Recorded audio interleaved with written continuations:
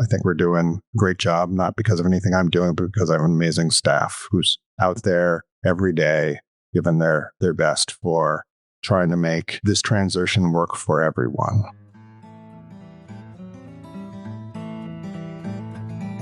Hey, you've stumbled on some bonus content from my 2-day 9-interview podcast recording marathon at the Gateway to Solar Conference in October 2025. Please consider donating to ILSR to keep the conversations like this flowing. Now, here's my discussion with Pete Wyckoff, Minnesota Deputy Commissioner of Energy Resources, where we talked about the substantial role of a state energy office in deploying state and federal energy programs, the success of shifting management of the state's community solar program to the state agency from the utility, and the Trump administration's actions that are making electricity more expensive for everyone. Pete, thanks so much for taking the time to chat with me. Thanks so much for having me. It's great to be on the show. I'm just really excited to talk to you about a lot of different ways in which states and state energy offices interface with our clean energy economy. I kind of want to start with the elephant in the room, of course, which is what's been happening at the federal level. Obviously, there have been policy changes with the big ugly bill. There have been clawbacks. What have you seen in terms of Minnesota's clean energy future? What are the implications of some of those federal clawbacks, the federal retrenchment on clean energy policy? Yeah, maybe if I can just start by saying, what it is we do at the Division of Energy Resources at the Department of Commerce, because I think that's important to this story I'll tell here. So we have two sides at the Division of Energy Resources. We have our programs and policy side, which is called the Unit of Federal and State Energy Programs. And then we have a regulatory side. And you can think of that as we're sort of state's attorney at the Public Utilities Commission. We try to give recommendations to the PUC that represent what the governor thinks should happen, because that's our role, but are balancing our need to push for clean, our need to push for an affordable system, and our need to push for a system that is reliable. So we can't compromise on any of those things. So we have the programs and policy side, we have the regulatory side, and both are very much impacted by the change in Washington. On the programs and policy side, one way of thinking about it is we are supported, and that's the side that's also called our state energy office. We are supported to the tune of about $14 million a year by the state. Contrast that with our federal entanglements, where we are currently under contract for about $1 billion directly in federal grants. Oh my gosh. So most of our money is dependent on the federal government being a responsible partner that shares our values and goals. I'm hearing a little subtext here about responsible partner, but please continue. So a lot of those grants we have came out of the Inflation Reduction Act, the bipartisan infrastructure bill that passed during the Biden administration. The new administration has taken a sort of hostile view towards those programs. The kicker is the grants we received through those programs are what are called obligated. They are signed contracts with the federal government. We consider them obligations that they must pay off on because they don't want to. And this is a new thing in the U.S. federal government stance. Previous administrations, even if they didn't agree with what the prior administration had done, did not try to violate legally binding contracts. This one is behaving differently. And when a contract is broken, what do? Unfortunately, you lawyer up. So we've been working, I spend way more time working with my new friends in a new unit at the Attorney General's office, pointing out that what is happening is illegal and un-American and that we're not going to accept it. Thanks to the amazing work of Keith Ellison's office and other Attorney General's offices, they're kind of working in tandem across the country. We keep winning in the lower courts. So most of our money keeps flowing. But the administration keeps coming up with new ways and new angles for arguing why they don't have to meet their obligations. And we are pushing back. Well, I'm really glad to hear that you've had victory so far. I'm kind of curious, when I've heard about this in the nonprofit community, the money is not flowing while they're waiting for the litigation. Is that the case? Are there different circumstances where some money is? There are different circumstances for different grants. And because we have an Attorney General's office and other entities don't have access to that, have had better luck in keeping the money flowing. But yes, we certainly have places where the money isn't currently flowing. that we don't accept the federal government's right to just be relieved of their obligation, to break their contract. I feel very much for the other entities like local governments and non-government organizations and universities and tribes who are seeing more across the board their funding effectively frozen in terms of the grants. Right. So I was wondering, of that $1 billion, first of all, is that large in terms of historical funding from the federal government to states? Because I'm not as familiar. I would assume there's an increase based on the design of the Inflation Reduction Act and the infrastructure bill. But I'm also just kind of curious then if you can describe, I know there's lots of different things that were part of that. I don't know if you can give me a few categories of things that money is intending to do. Yep. So of our $1 billion, about a third of it are two long-running programs. There's the Federal Weatherization Assistance Program that we run for the state of Minnesota, and there's the Federal Energy Assistance Program. So those are not part of those Biden-era bills. Those are long-running programs. We're waiting to see what happens with the federal government shutdown and the federal government adopting a new budget to see how those programs turn out. We're reasonably optimistic, but we're concerned and been working hard to illustrate the value of those programs to Congress and to push at the federal level why those programs are very important. The other money has come in grants. The $1 billion includes just grants to us, Department of Commerce. We've also been working with many other entities in Minnesota. And if you look at the total number of clean energy related grants that came out of the IRA and the IIJA or the bipartisan infrastructure law to Minnesota, it's well over $3 billion, maybe pushing $4 billion in grants. Those are really important for reducing the costs of building out this new energy system, which we have to do anyway. The old one is old and on its way out. There's a lot of infrastructure that we just need to build, but we're going to build it back so it's going to be cheaper to run and it's going to be cleaner. But without that federal support, if we are not successful in holding the federal government to its obligations, we're still going to need to do that work, most of it. And that just means the burden will be transferred from the federal government and federal taxpayers and a progressive tax system that's still somewhat progressive to Minnesota ratepayers. And that's what we're trying to avoid. We do not want to have energy bills go up, but that's where the federal policies all across the board are pushing right now under this new administration. I think it sounds to me like the Inflation Reduction Act was aptly named in the sense that it saw the need for these investments in energy infrastructure, power plants, transmission lines, pipelines, whatever, made as grants to the states to help cover those costs, to help keep prices down. And ironically, despite the fact that we sort of have this impression that the political outcomes of the last election were driven by people's concern for price, the decisions that this new administration is making are actually going in the opposite direction. They're going to raise costs for people if they go through with them. Oh, it is not only what we're talking about right now, which are attempts to cancel obligated grants. I've told you why we think that's problematic. But one of the big implications, if they're successful, is that will push up energy prices. But there's other things the federal government is doing that are pushing up energy prices. And that gets the other side of my shop. And that's the regulatory side and the home and consumer side as well. One of the things they've done legally, unfortunately, they have the right to do this and they did it the right way, was put serious curtailment on the clean energy tax credits that are available from the federal government. What that means is that billions and billions of dollars that would come to Minnesota as we grow our energy system the way it needs to grow will not be coming. We are trying to meet deadlines before those tax credits expire. So working with utilities, working with all scales of renewable and clean energy developers to try to push projects forward to get those. But the bottom line is, in the end of the day, when Congress passed what they called their big, bold, beautiful bill or something like that this summer, it was a completely legal action. We also call it HR 1 because that's the the other way to refer it to. Perfectly legal action, but it was extremely short-sighted. And one of the things we know will happen as a result of that is substantial energy price inflation. And that is mostly because of the impact on utility scale clean energy deployment which will still be the cheapest way to deploy new generation.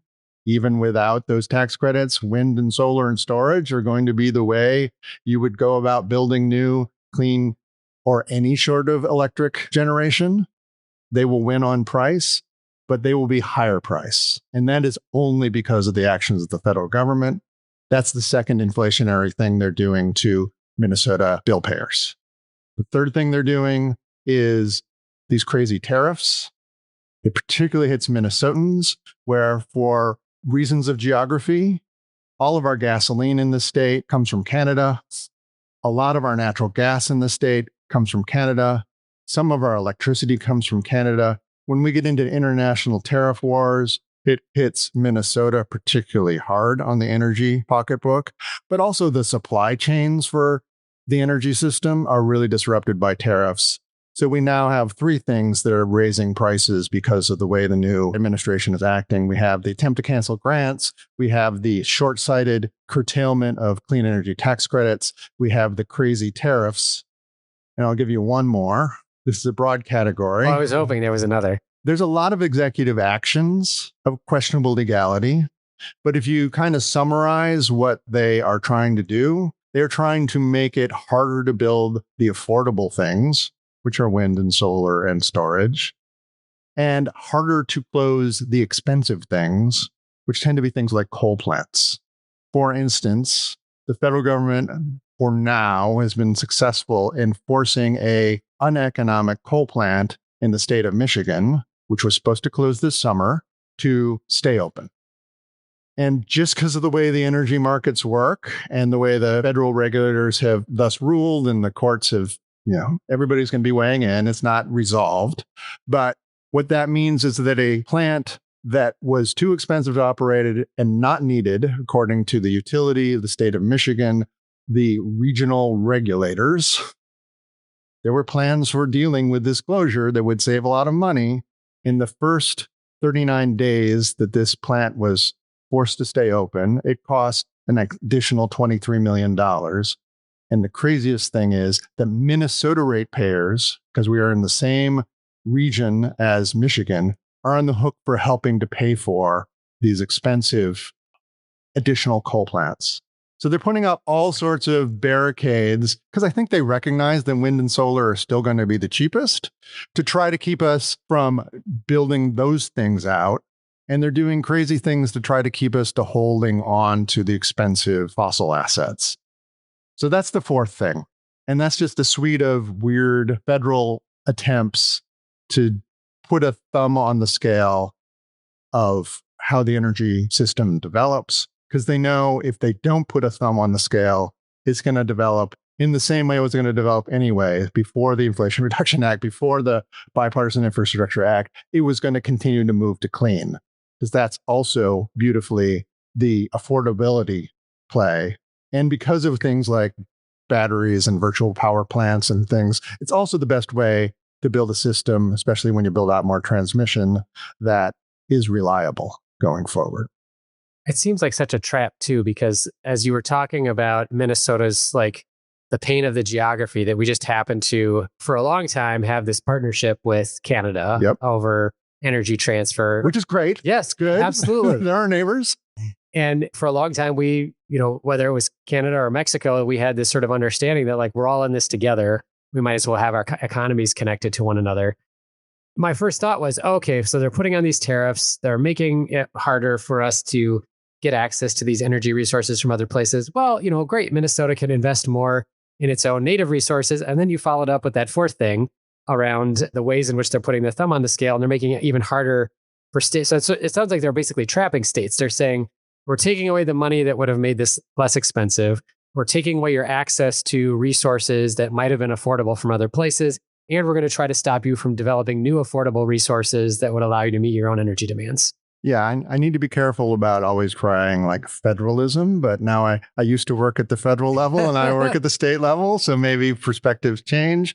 But this is the federal government is not seeing the states as a partner. They're not seeing the states as leaders. They're seeing the states as a hindrance to what they want to do. So they are trying to stop state action in a way that is very different from how the federal government has looked at the states in the past. So one of the things I wanted to also ask you about is we have a community solar program here in Minnesota, and uniquely we have more sort of independent operation of it, for lack of a better term. I guess what I'll say is the state energy office is involved in overseeing our community solar program in a way that is different than in other states where we generally have a utility who's in charge of the program. In Minnesota, there was some contention over that. Xcel Energy actually paid a fine for having slow interconnection procedures. I guess I'm just kind of curious, like, how is that working, having the energy office overseeing the implementation of the community solar program? Yeah, so Minnesota, as you know, and I think you've been part of advocating for this throughout, is a national leader in community solar. We have been the envy of the nation. We built out approaching, I think, a gigawatt. You probably know the number even better than I do off the top of my head of community solar, which is per capita makes us the envy of community solar advocates all across the country. Minnesota Department of Commerce Energy Division had a more indirect role until the 2023 legislative session, when we were actually given what had been run by Xcel and said, we're going to reimagine the community solar garden program in the Xcel area, and we're going to have Commerce Energy Division be running it, which basically takes it from a system where there had been independent developers and Xcel directly interacting to a system where we are the advocate for the program, we are the referee. We meet with and try to understand the needs, but also hold to the statute, all players on both sides. And the program was also modified to be more explicitly about low and moderate income Minnesotans.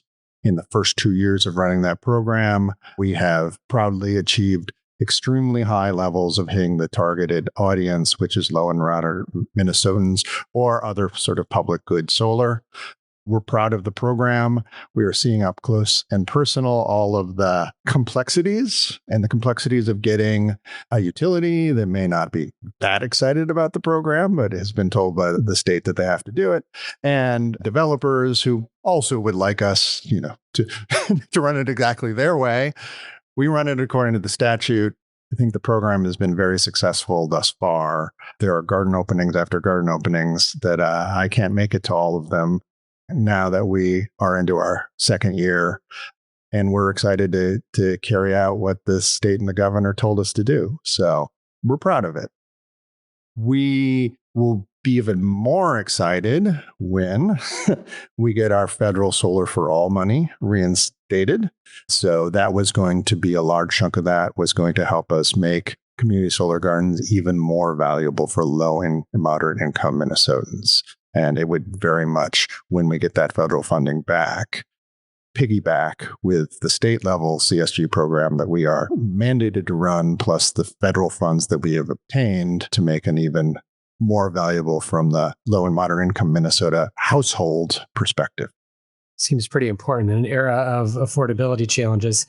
One quick follow-up on the community solar. If you have any very brief sort of lessons learned from having to step in to run that program from to have the Department of Commerce step in instead of having that direct interaction between developers and the utility. Just kind of curious if there's things that other states could think about in their choices about how they set that up. And then more broadly, I'm just interested in other ideas you have about how state energy offices can help states lead on clean energy. Obviously, the community solar program is not the only thing. You have a lot of these federal grants. Right. Kind of what else is exciting in your pipeline?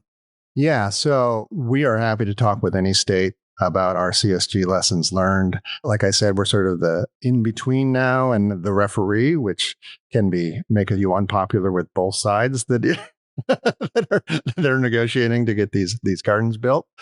So there's a lot of work by my staff, and I'm very proud of what they're doing. And we are happy to talk to anybody from any state that wants to learn about what we are learning. More broadly, the State Energy Office got a lot bigger after the 23 state session, and with all the influx of federal IIJA, bipartisan infrastructure, and IRA money. And we have stood up, depending on how you squint, 30 to 60 new programs. We have learned a lot. They've been all over the map in terms of what the programs have done, in terms of solar and storage and grid enhancements and this and that. We even ran an EV rebate program at the state level until the money ran out. We have learned a lot about what goes well and what's hard about those implementations. I'm I'm around at least through the end of next year, maybe longer than that.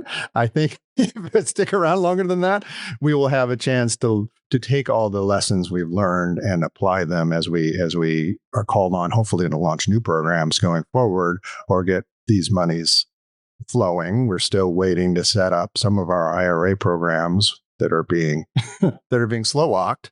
So there are a lot of new programs we are working on, but I think the overall theme of what the legislature and the federal government have funded us to do is helping the energy transition and making it more affordable. Most of our programs are focused on low income or moderate income Minnesotans and making sure they are participating in this energy transition, making sure that the energy costs and the energy cost burden are lowered for them as much as we can through implementing these funds. I think we're doing a great job, not because of anything I'm doing, but because I have an amazing staff who's out there every day giving their best for trying to make this transition work for everyone.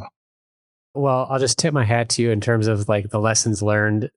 I followed the e-bike rebate program, which had limited funds, and was really impressed with the second iteration of the program where, it was more focused on low and moderate income folks.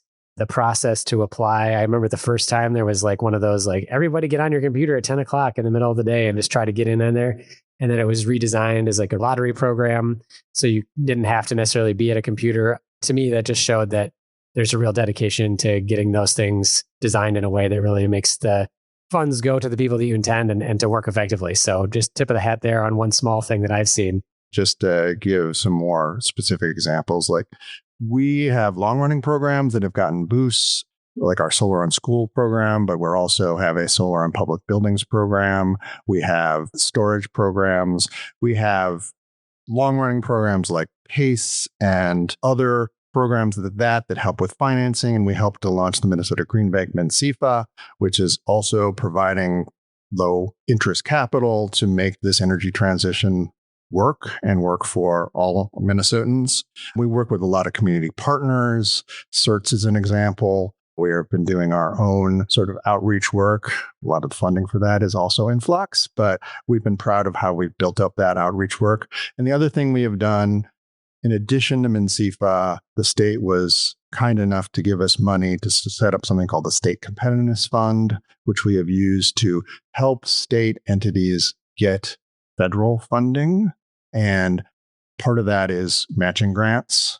Part of that is now we're moving on to grants that are focused on the tax credits as they exist and will continue to exist. So more of an emphasis on storage and geothermal and an emphasis on getting solar tax credits while they're still available. We also had money from the state to do local capacity building through local capacity grants. So to help communities and the entities that serve communities build up their capacity. That is all under siege by the federal government in its new sort of attitude. But I want to say that our resources are still there. We are still deploying them every day in the best way that we can. We cannot make up for the loss of the federal resources. The state does not have the ability financially to do that, but we're doing everything we can to continue pushing on this clean energy transition and make sure it works for everybody. Well, thank you so much, Pete. I really appreciate you taking the time to give me this overview.